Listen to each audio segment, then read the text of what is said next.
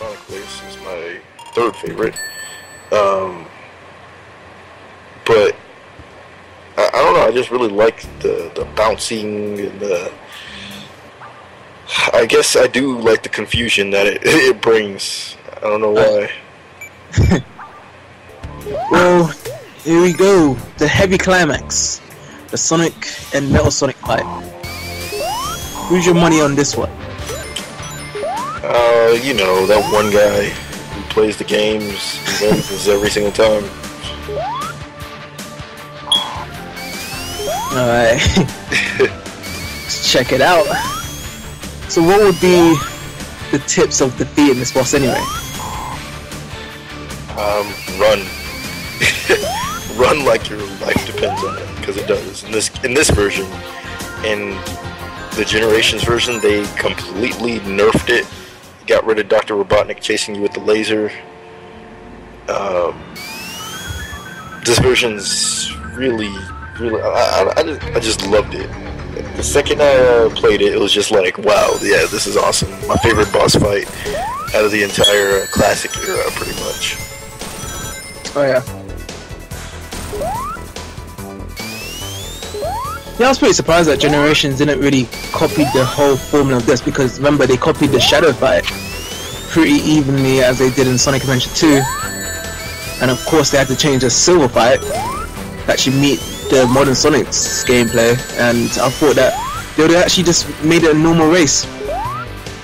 Well, the thing is, Sonic and Silver never even fought in the future like that. You know, yeah. So I never understood that. Sonic and Shadow, yeah, they did fight on the Ark. I don't know why the moon is still intact, but whatever. And then you have the Metal Sonic fight, which to me is like, it was probably it was like, it was done correctly, but they left out the Eggman part. Everyone thought that it was Chemical Plant before the game came out with all the leaked screenshots, but instantly I knew that it was Stardust Speedway. Yeah. I mean, common sense could have told you that. The only thing is the Dr. Robotnik part. It's like, that's really an essential part.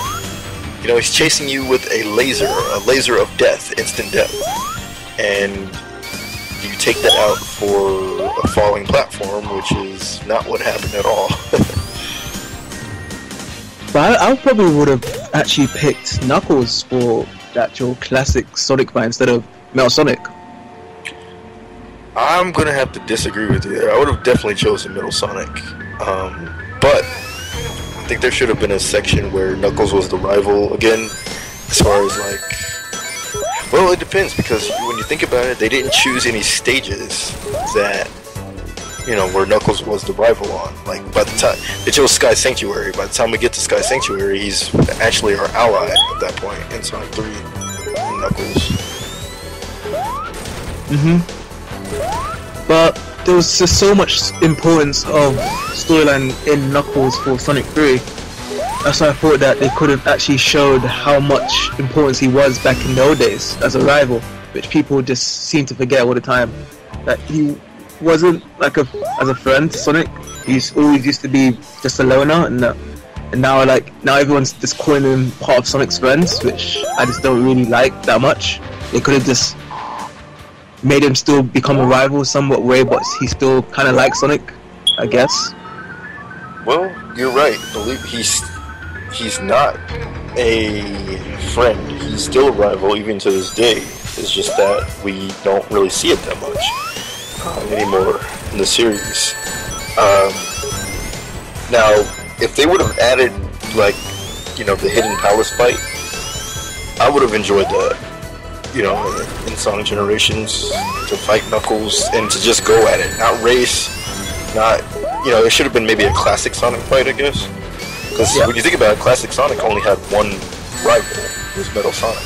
So yeah, I think you're right. I think they should have added Knuckles in there, but they were trying to keep it symmetrical and, you know, have it 3 rivals, 3 bosses, you know, things like that. But they totally could have thrown that in there, and I'm hoping one day we'll finally get some DLC for the Sonic Generations.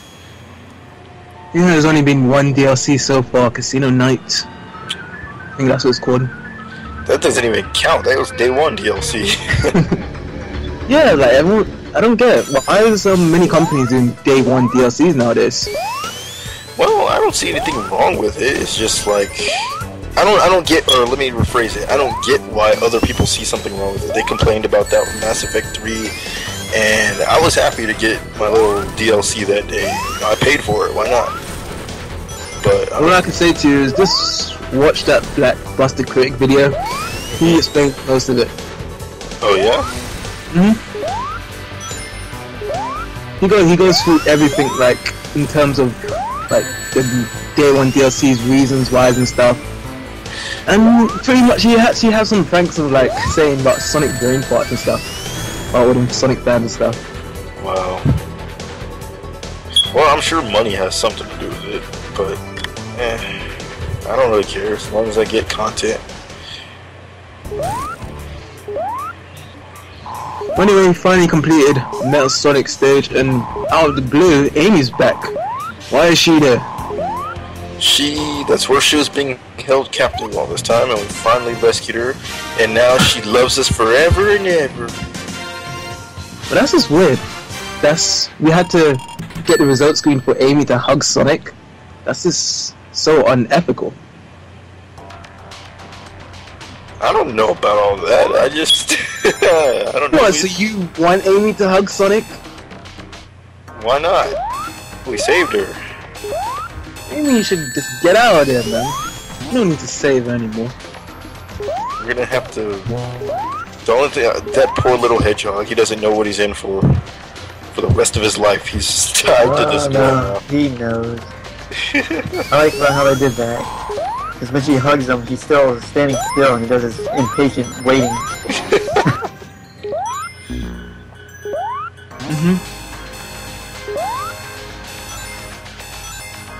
Because once Amy had that voice, she really told how much feeling she has for Sonic. Especially in that Sonic X. Yeah, like I said in Amy's story for Sonic Adventure, she knows what she wants and she knows how to get it. She's not gonna let anyone stop her, not even Sonic. Because I'm quite surprised that both Amy and Metal Sonic had a bigger role than Tails. What was it Tails doing? In this game? Yeah. Well, who knows? Let's say he was working on the tornado. What, fixing some bugs after Sonic 2? Yeah. Actually, I didn't even think Sonic 2 was out that time.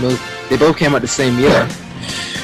Timeline-wise, we can honestly say that Tails didn't exist yet. He didn't meet Sonic. But canon-wise, we can say that he's repairing the tornado after the assault on the Death Egg, you know? I guess so. Because they actually did change the canon afterwards, right? Yeah, to me, the canon was always like that, but yeah, basically they did change it recently. But to me, Sonic CD always took place after Sonic 3 and Knuckles. I always felt that way. I never once thought that it was like before Sonic 2 or anything like that, or before Sonic 3. So you had that grin when you was looking at when Patrick Riley was saying that in that interview. No, I just already knew.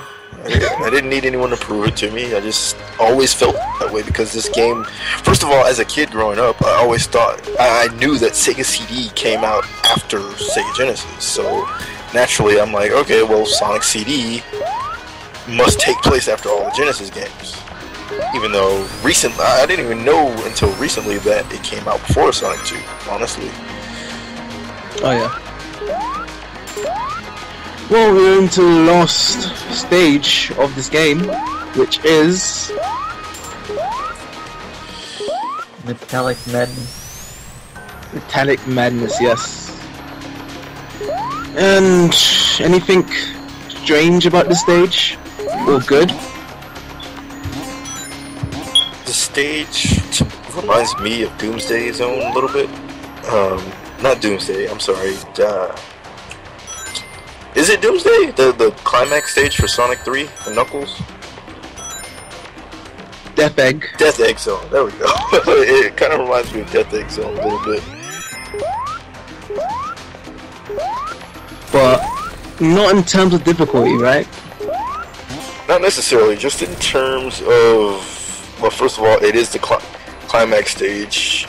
It's kind of like a cross between Death Egg Zone and like Scrap Brain Zone to me. Okay. Because of that dark feel of it and mechanical feel? Exactly, and a little bit of Metropolis Zone. Metropolis Zone. Yeah, I could see that.